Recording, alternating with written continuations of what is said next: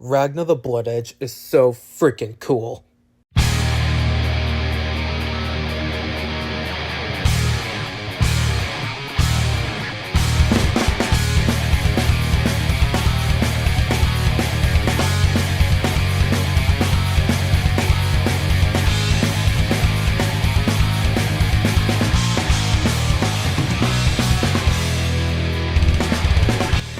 I was first introduced to BlazBlue thanks to a trailer on BlazBlue Continuum Shift on the 3DS, and a chibi 3D fighting game on the normal DS.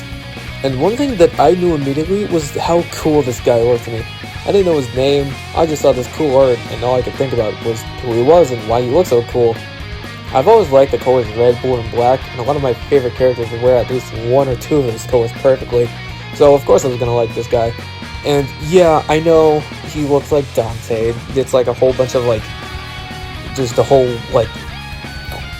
category of people who dress like that, but whatever. And knowing nothing about BlazBlue back then and seeing Ragna activate this power-up against some green-haired dude in a suit made me think, what is going on here? Why is these two fighting? Is he evil? Is he good? What's happening?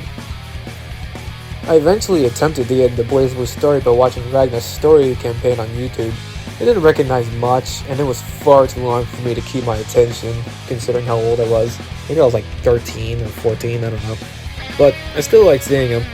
And the way he's shooting the world made me think, okay, so he doesn't like talking to people. And around 2018, I saw my older sister had Central Fiction on PlayStation 4, and I finally got the chance to play the game, and I knew who I wanted to pick first. Now, at the time, I could only come up with a very basic combo and then spam Hell's Fang until I won. I wasn't pulling off any Inferno Dividers anytime soon, but I didn't care. I loved what I saw.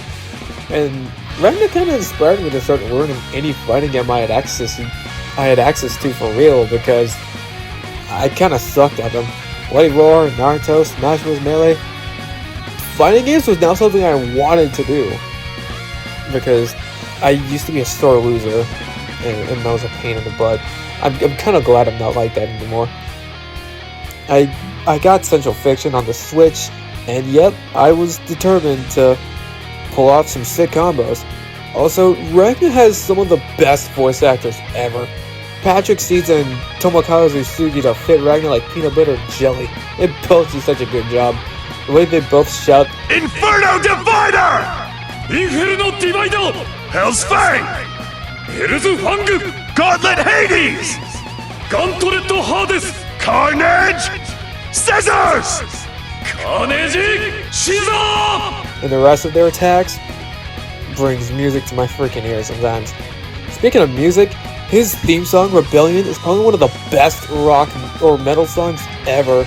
It just sounds good. I really don't know what to say, because I'm not too big in how to describe what makes music great. If this video was just about the song, I'd probably be able to put it in words. But it just sounds nice.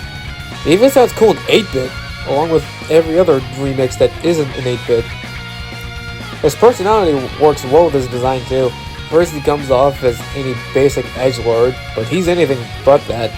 He's more so sick of everything, and has no problem with throwing cuss words anyone's way. Half of his character is stereotypical anime delinquent instead of generic edgelord. Instead of, you never understand my pain or past or motivations, it's, dude, leave me alone. Of course, he's not complete meaty pants McCusselot all the time. He's also kind of a nice person. Even when he has all the reason to kill people like Terumi, the guy that ruined his life, and Jin, his brother who also ruined his life, he doesn't take the first chance to kill either of them.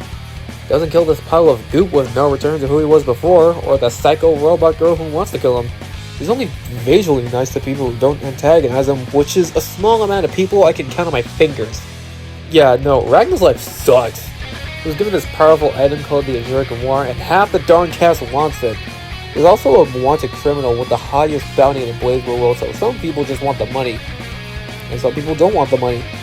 And because the Azure Grimoire doesn't have any distinct form, it took on the form of the right arm that he lost when he was a kid. So if anyone wanted the Grimoire for themselves, they would have to cut his arm off. Some people are after him because they work for the military and he's considered a criminal.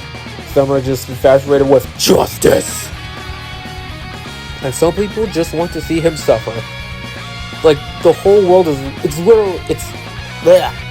literally him against the world.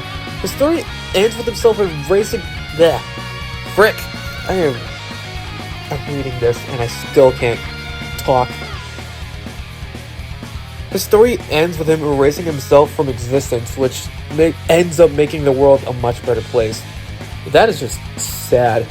I'm sure there are YouTube videos that better explain it than I could, and I definitely want to remake this video at some point, but there's not much I can say other than that I love Ragna. I love this character.